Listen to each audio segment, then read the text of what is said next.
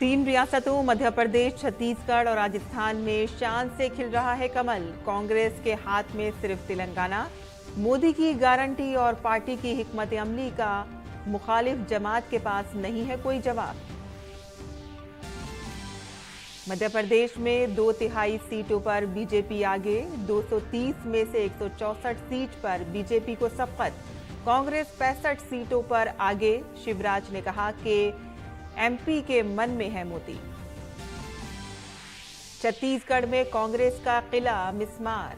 भूपेश बघेल को धचका, नहीं बचा पाए हुकूमत। बीजेपी बोली आवाम को है मोदी की गारंटी पर भरोसा। राजस्थान में नहीं बदला रिवाज। अशोक गहलोत की ना जादूगरी चली ना गारंटी। बीजेपी को 116 सीट पर सबकत। कांग्रेस 68 सीट पर आगे।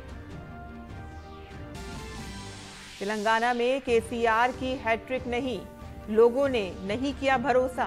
40 सीट पर सिमटी दिखाई दे रही है बीआरएस। कांग्रेस को 63 सीट पर फैसला कुल सबकत। 8 सीट पर बीजेपी भी आगे।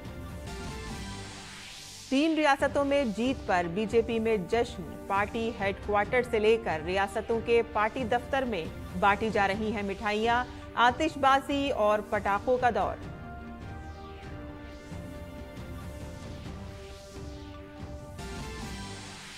और कल होगी मिजोरम असेंबली इंतखाबात के वोटों की गिनती। ईसाई अक्सरियती समाज के जज्बात को पेश नजर रखकर इलेक्शन कमीशन ने वोटों की गिनती टालने का किया फैसला।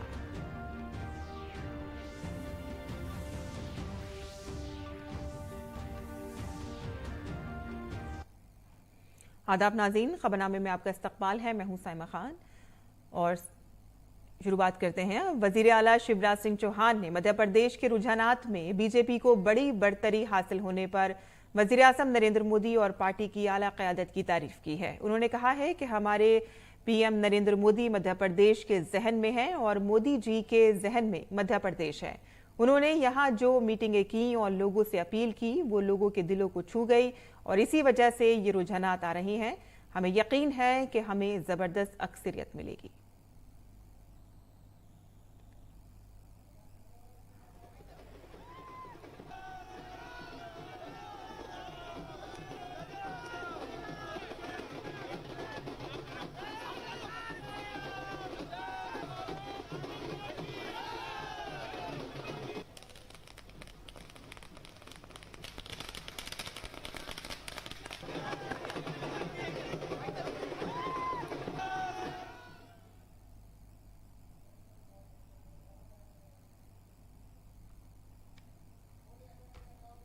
जो भारतीय जनता पार्टी की सरकार ने किया है, विकास को जनता का प्यार और आशीर्वाद मिला है।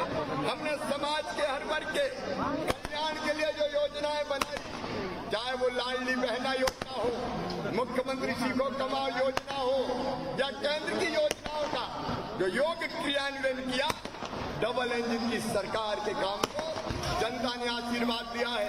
मध्य प्रदेश में कोई एंटी इनकम्बेंसी नहीं थी। कांग्रेस के लोग कहते थे एंटी इनकम्बेंसी, और यहाँ तो जनता के प्यार की प्रो इनकम्बेंसी थी और भरपूर प्यार आज मध्य प्रदेश की जनता ने लुटाया है। मैं मध्य प्रदेश की जनता को दोनों हाथ जोड़ के प्रणाम करता हूँ।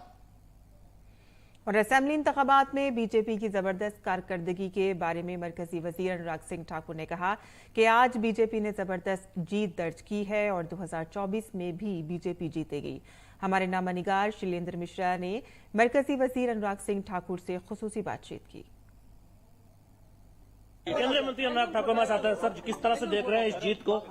बीजेपी ने भी शायद इतनी उम्मीद नहीं की होगी, उससे भी बेहतर जनता का समर्थन हासिल हुआ। भारतीय जनता पार्टी ने पूरी ताकत झोंकी थी चुनाव प्रचार में। प्रधानमंत्री नरेंद्र मोदी जी का चेहरा था और ये जीत खास है क्योंकि मोदी जी पर विश्वास है। लोगों ने कह दिया देश में एक ही गारंटी पर विश्वास है, मोदी की गारंटी चलेगी। और मोदी जी ने भी कहा मेरे लिए कोई जाति नहीं, जाति है तो युवा, महिला, किसान और गरीब, और इन सब के कल्याण के लिए काम करना है, विकास करना है। और गरीब कल्याण ने फिर करके दिखाया। मोदी जी ने जो किया, लोगों ने माना कि डबल इंजन की सरकार जैसे मध्य प्रदेश और देश में थी, उस पर छत्तीसगढ़ और राजस्थान दोनों ने ही जो साथ लगते राज्य थे विश्वास किया कि मध्य प्रदेश में कैसे काम हुआ है। अब मैं ये कहूंगा, दुनिया को भारत पर विश्वास है और भारत की ओर नजरें टिकाए रखी है और जनता ने मन बना लिया है। ये डबल इंजन की सरकार राज्य से लेकर केंद्र तक चलती रहेगी और 2024 में भी रिकॉर्ड जीत होगी। ये रिकॉर्ड जीत है, ऐतिहासिक जीत है, बम्पर जीत है और इसके पीछे कारण नरेंद्र मोदी जी का नेतृत्व, नरेंद्र मोदी जी पर विश्वास, नरेंद्र मोदी जी की गरीब कल्याण की नीतियां और नरेंद्र मोदी जी का परिश्रम, जो जनता के बीच में रहकर 24 घंटे देश के लिए जीना। अब जनता ने भी कहा है हमें देश को आगे बढ़ाना है, हर राज्य को साथ निभाना है। जो बैठक बुलाई है घमंडिया गठबंधन ने, उस पर यही कहूंगा, अब पछताए होत क्या जब चिड़िया चुग गई खेत। चुनावों के समय न इनका सुर था, न ताल था, न डफली था, न राग था। अब एक दूसरे से नाराज थे। अब बंद कमरे में बैठ के भी वही होगा जो फील्ड में देखने को मिला। ना नेता है, ना नीति है और नीयत में खोट जनता के सामने नजर आया। मंत्री अनुराग ठाकुर, उनका कहना है कि विपक्ष को, कांग्रेस को करारा जवाब जनता ने दिया है कि जो उन्होंने अमर्यादित टिप्पणी की थी उसका एक करारा जवाब जनता की तरफ से कांग्रेस पार्टी को मिला है। जो चुनाव हुए नतीजे आ रहे हैं, अनुमान के मुताबिक हम जानते हैं कि बीजेपी को 3 राज्यों में सत्ता हासिल होती हुई दिखाई दे रही है, छत्तीसगढ़, मध्य प्रदेश और राजस्थान। शैलेंद्र मिश्र, डीडी न्यूज, दिल्ली।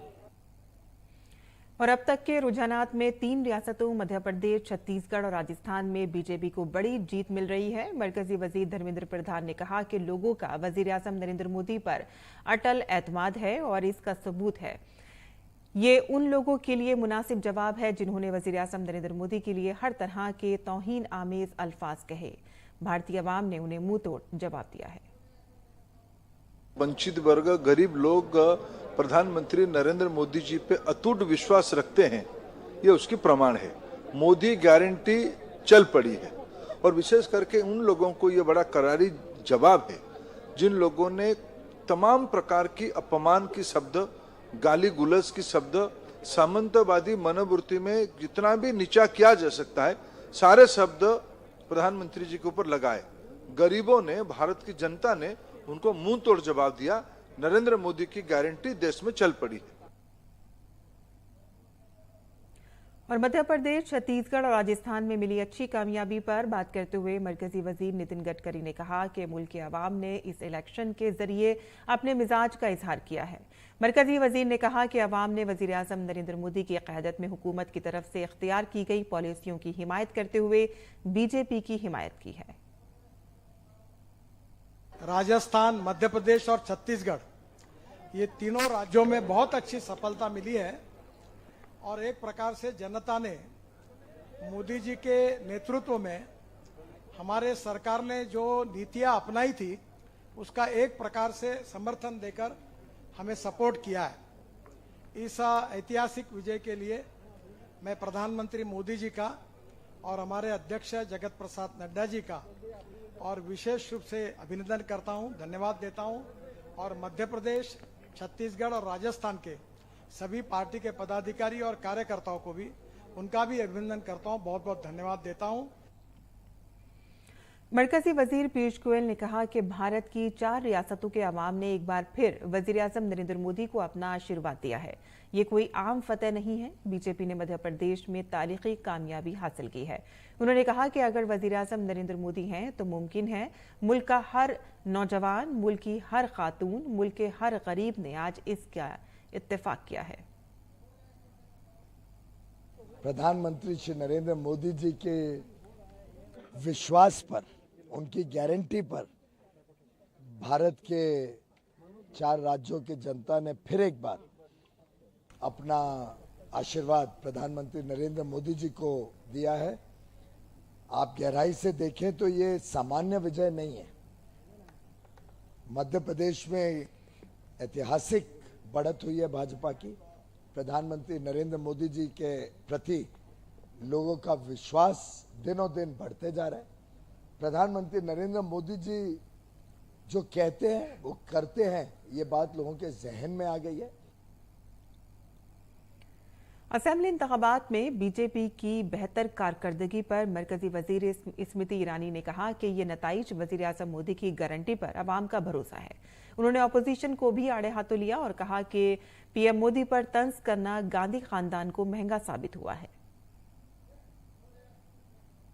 मोदी की गारंटी पर जनता ने जो भरोसा दिखाया है, भारतीय जनता पार्टी के कार्यकर्ता होने के नाते हम जनता के प्रति कृतज्ञता का भाव रखते हैं। बार बार भारतीय जनता पार्टी के कार्यकर्ताओं ने डंके की चोट पर कहा कि मोदी मैजिक रंग लाएगा। आज के परिणाम उसी का प्रतीक है। मध्य प्रदेश के रुझानात में बीजेपी की बढ़तरी पर खुशी का इजहार करते हुए मरकजी वजीर ज्योतिरादित्य सिंधिया ने अवाम का शुक्रिया अदा किया और इसके साथ ही उन्होंने कहा कि रियासत में डबल इंजन वाली हुकूमत और मरकजी क़यादत की जीत हुई है। भाजपा की डबल इंजन की सरकार, प्रधानमंत्री नरेंद्र मोदी जी का नेतृत्व, गृह मंत्री अमित शाह जी और राष्ट्रीय अध्यक्ष जेपी नड्डा जी का मार्गदर्शन और मध्य प्रदेश में भाजपा का एक एक कार्यकर्ता, शिवराज सिंह जी का नेतृत्व, जनहितैषी जो नीतियां उन्होंने क्रियान्वयन की हैं, उसी का फल है कि आज मध्य प्रदेश का एक एक जन जनार्दन असीम बहुमत के साथ, मैंने भी जो सोचा था उससे कई गुना ज़्यादा आज भाजपा के पक्ष में आया है। मैं मध्य प्रदेश की जनता को अपने दिल की गहराइयों से धन्यवाद अर्पित करना चाहता हूं।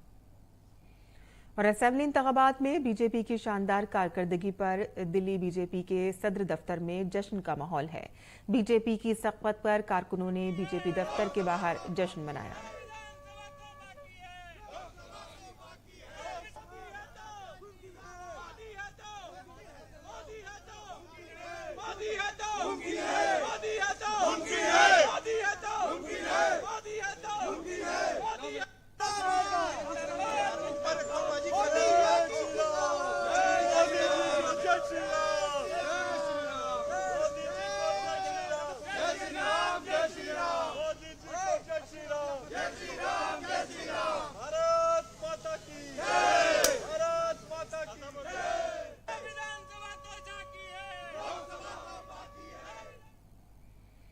और छत्तीसगढ़ में कांग्रेस का किला मिस्मार हो गया है। मौजूदा वजीर आला भूपेश बघेल को धचका लगा है, वो अपनी हुकूमत नहीं बचा पाए। छत्तीसगढ़ के साबिक वजीर आला रमन सिंह ने कहा कि आवाम ने भूपेश बघेल की बातों पर नहीं, वजीर आजम मोदी की गारंटी पर भरोसा किया है।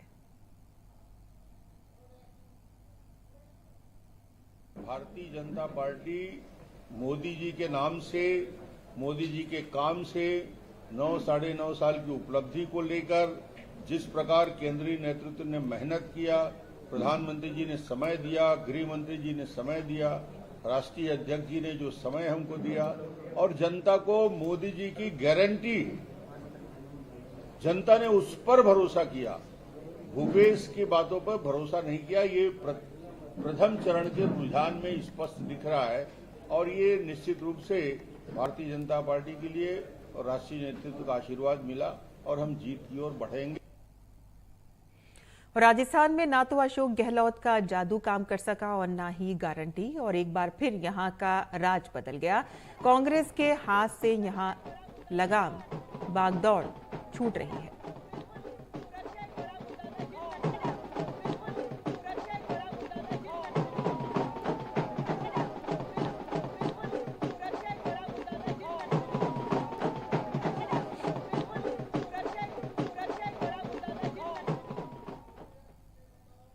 दिन से कह रहा हूं कि भारतीय जनता पार्टी प्रचंड बहुमत के साथ जीतेगी।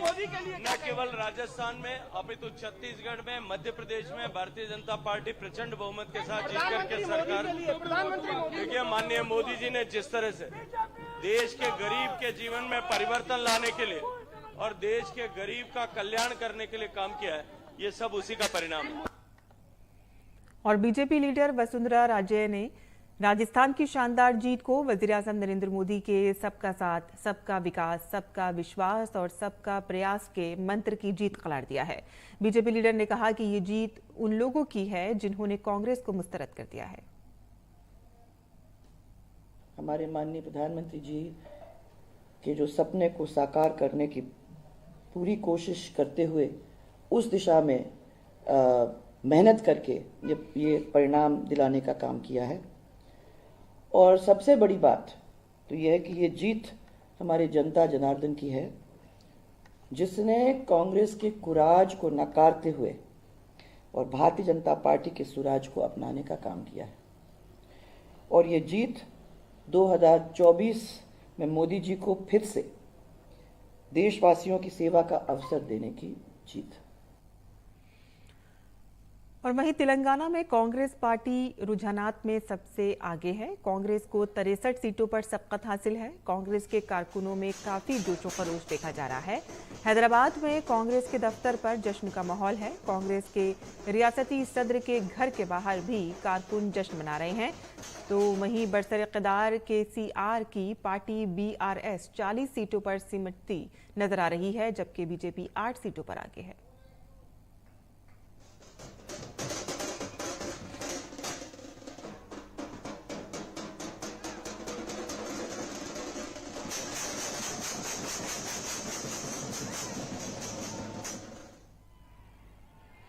तेलंगाना कांग्रेस के सदर रेवंत रेड्डी ने तेलंगाना के रुझानात में कांग्रेस की बढ़तरी पर खुशी का इजहार किया। इस मौके पर रेवंत रेड्डी हैदराबाद में पार्टी दफ्तर पहुंचे। पार्टी दफ्तर पहुंचने पर कारकुनों ने उनका पुरतपाक इस्तकबाल किया।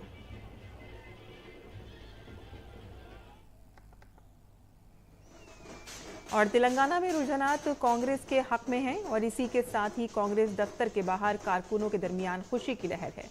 हमारी नुमाइंदा आयशा खानम ने कांग्रेस रहनुमा हनुमंत राव से खुसूसी बातचीत की।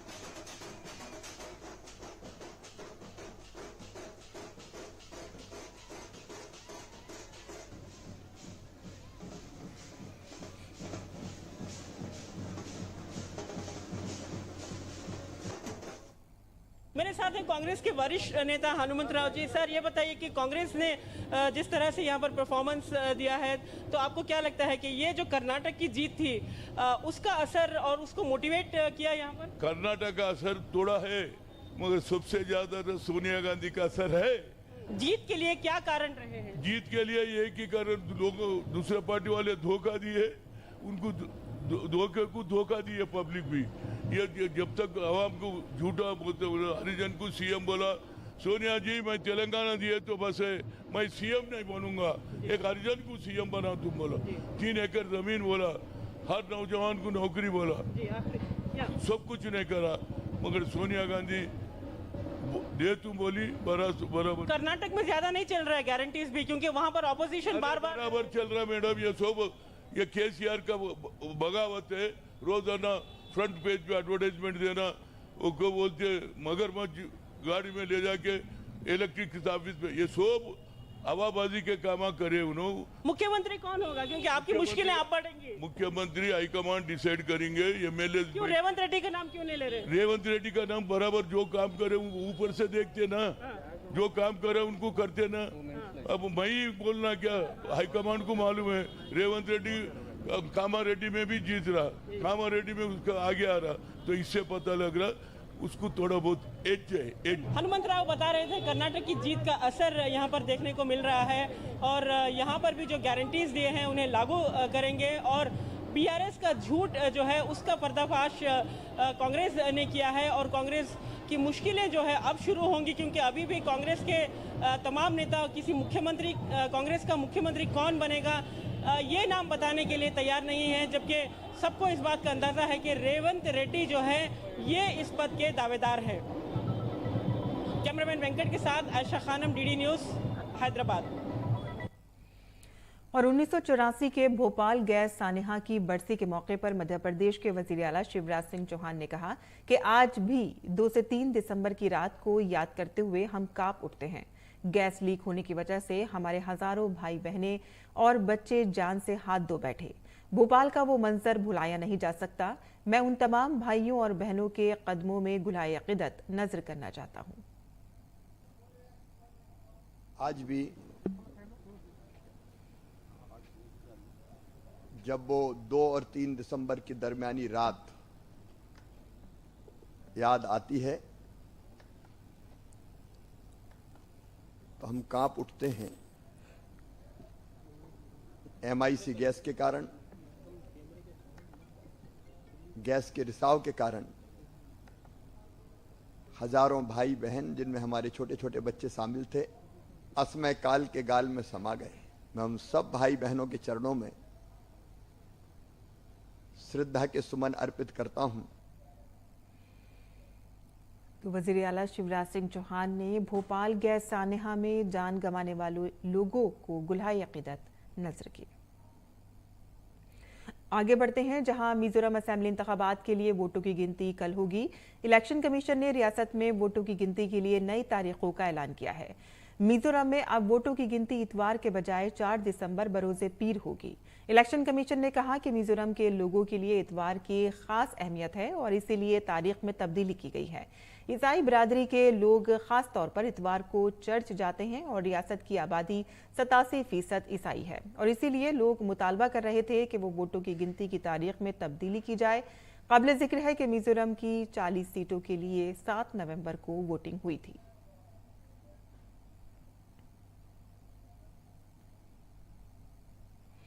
माजूर अफराद का आज आलमी दिन है। इस दिन को खास तौर पर दिव्यांग बिरादरी के लोगों से मुतालिक मुख्तलिफ उमूर के बारे में बेदारी लाने के लिए मनाया जाता है।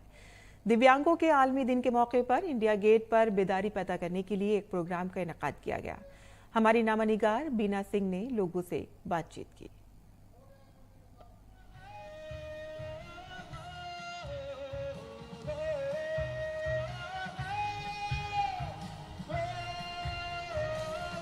पिछले आज जैसे कि विश्व विकलांगता दिवस है और पिछले 27 साल से एनसीपी, ईडीपी और हमारे पार्टनर्स जो है National Association of Deaf, National Disability Network, हर साल हम 3 दिसंबर को इंडिया गेट पे आके इसका हम सेलिब्रेशन करते हैं और हजारों की तादाद में लोग आके हमसे जुड़ते हैं इन सेलिब्रेशन के लिए और मुझे तो बहुत ही अच्छा लगता है। मैं पूरा अब मुझे लगता है कि आज के दिन हमारे लिए बहुत इम्पोर्टेंट है और विकलांग व्यक्ति के लिए बहुत ही सेलिब्रेट करने का एक मौका है। आपको यहाँ के कैसा लगता है, आप क्या सीखते हो, यहाँ के आने का उद्देश्य क्या है? जी हाँ, मेरा नाम रीना है, रीना जैन। मेरा साइन नेम ये है। मैं दिल्ली की रहने वाली हूँ। मैं यहाँ पे वर्ल्ड डिसेबिलिटी डे, अंतर्राष्ट्रीय बधिर दिवस पे आती हूँ और काफ़ी सालों से आ रही हूँ। यहाँ जो बहुत सारे डेफ लोग आते हैं, ब्लाइंड आते हैं, बधिर, हम सभी मिलके इस दिन को बहुत ही इंजॉय करते हैं, सेलिब्रेट करते हैं, मनाते हैं और हमें काफ़ी खुशी होती है और बहुत अच्छा लगता है और हमें काफ़ी इसके थ्रू बहुत ही सुगम्यता मिलती है जिससे हम आगे और भी डेफ लोगों के क्या राइट्स हैं। बहुत सारे लोग आते हैं, तमिल, गुजराती, सबकी अलग अलग भाषाएं, पर हमारी जो है वो एक ही भाषा है, साइन लैंग्वेज का, जो मैं चाहती हूँ कि हम सभी डेफ को इक्वालिटी मिले, समान अवसर मिले। मेरा नाम जीवी रेड्डी है और मैं हरियाणा में गुड़गांव से आया हूँ और मैं स्पोर्ट्स काउंसिल ऑफ डेफ को सपोर्ट करता हूँ और डिफरेंट जितने भी स्पोर्ट्स हैं उन सबको प्रमोट करता हूँ फॉर डेफ। और आज मैं इंटरनेशनल डिसेबिलिटी डे सेलिब्रेशन में इन्वॉल्व हुआ है ताकि बाकी सब लोगों के साथ मिलकर हम लोग इस चीज़ को सेलिब्रेट कर रहे हैं। अंतर्राष्ट्रीय बधिर दिवस आज के दिन हम लोग मनाते हैं। मैं बहुत खुश हूँ और थैंक यू करता हूँ हमारी सरकार का कि हमेशा डेफ कम्युनिटी का वो सपोर्ट किए, हेल्प किए और सभी डिसेबल लोगों का। नेट 2005 में हमने स्थापित किया था। 17 साल से मैं इसके लिए लड़ाई लड़ रहा हूँ और बहुत ही स्पेशल हमें मोदी जी ने साइन लैंग्वेज को प्रमोट किया और साइन लैंग्वेज को मान्यता दी। पहली बार ऐसा हुआ है अब के इतिहास में। मुझे इस बात पर बहुत गर्व है। मैं यूपी से यहाँ आया हूँ दिल्ली में। यहाँ पे नेट का प्रोग्राम है। मैं बहुत सारे डेफ लोगों से मिला और अंतर्राष्ट्रीय बधिर दिवस के अवसर पे जो भी वो हमारे अवेयरनेस के लिए बताते हैं हमारे साइन लैंग्वेज को, हम सभी डिसेबल एक हैं। और इसी के साथ ही हमारा खबरनामा यही ख़त्म पसीर होता है। हमारी पूरी टीम को दें इजाज़त। आदाब।